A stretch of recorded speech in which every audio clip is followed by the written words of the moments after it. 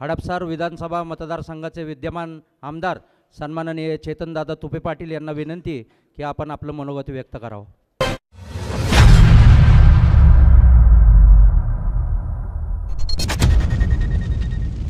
आज आपल्या परिसरामध्ये कामठे पाइल्स क्लिनिकचं उद्घाटन ज्यांच्या हस्ते होतं आहे त्या देशाच्या नेत्या संसदरत्न आदरणीय सुप्रियाताई सुळे, त्याचप्रमाणे ज्यांनी आपल्या अभिनयानं रुपेरी पडदा गाजवला ते हिंदी मराठी सिनेमातले दिग्गज असे कलावंत श्री मोहन जोशी साहेब, त्याचप्रमाणे औरंगाबादवरून खास इथे आलेले डॉक्टर शिवकुमार गोरे, या भागाचे नेते, आमच्या सर्वांचे मार्गदर्शक श्री जालिंदर भाऊ कामठे,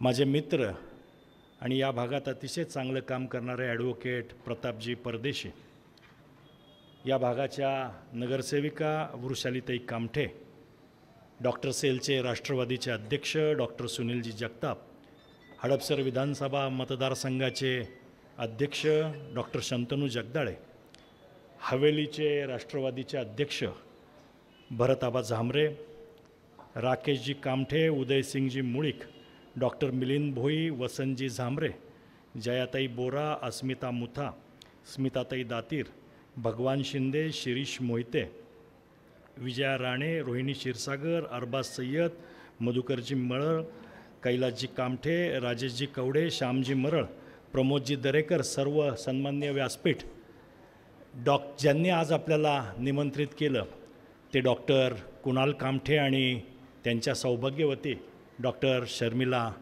कामठे, त्यांची सर्व टीम, या जे त्यांची सगळे डॉक्टर्स आणि सगळा पॅरामेडिकल स्टाफ आहे ती टीम, समोर उपस्थित असलेले सर्व नागरिक बंधू भगिनी, खरं तर अवघड जगचं दुखणं आणि उघड्यानं बोलणं अशी परिस्थिती अशी काहीशी आमची आज झालेली आहे डॉक्टर। पण शेवट आजार हा कुणालाही होऊ शकतो। डॉक्टरनी सांगितलं जगत जे त्याला पण आजार झाला होता, त्यामुळे शरीर आहे आणि मानवी शरीरामध्ये कुठलीही प्रवृत्ती बिघडली तर तो सगळा दोष निर्माण होऊ शकतो। डॉक्टर आयुर्वेदिक पद्धतीनं एवढं मोठं हॉस्पिटल बांधता येतं याच्यावरून हे लक्षात येतं की या देशामधली ही जी प्राचीन उपचार पद्धती आहे ती आजच्या आधुनिक युगातसुद्धा तेवढीच चांगल्या पद्धतीनं लोकांची सेवा करते। मला आठवतं की डॉक्टरांचं क्लिनिक पुढं स्टेशनच्या तिथे होतं आणि त्याच्यानंतर आता एक 15-20 वर्षाच्या 20 वर्ष पण व्हायचे आहेत, अजून 3 वर्ष लागतील, 2007 27ला अजून 4 वर्ष आहेत। 20 वर्षाच्या कालावधीमध्ये भारताच्या कानाकोपऱ्यात फ्रँचायझी देणारे डॉक्टर, खरं तर डॉक्टरांची एक आठवण आमच्या राजेश कवडेंनी सांगितली, आत्ताच सांगितली मला खाली येताना। म्हटलं आम्ही कॅम्प एज्युकेशनमध्ये 2 जण वर्गमित्र आणि डॉक्टर लहानपणापासून आमच्या वर्गाचे प्रमुख असायचे। डॉक्टर बरं झालं तुम्ही डॉक्टर क्षेत्रात गेला, राजकीय क्षेत्रात आला असता तर कायम प्रमुख झाला असता। विनोदाचा भाग सोडून द्या, पण ज्या माणसाकडं थोडंसं नेतृत्व गुण असतात तोच माणूस असं जगावेगळं काम करू शकतो, अशा जगावेगळ्या उपचार पद्धती शोधून काढू शकतो आणि अशा पद्धतीने लोकांची सेवा आणि लोकांना त्यांच्या दुःखातून त्यांच्या आजारातून मुक्त करायचं काम करू शकतो।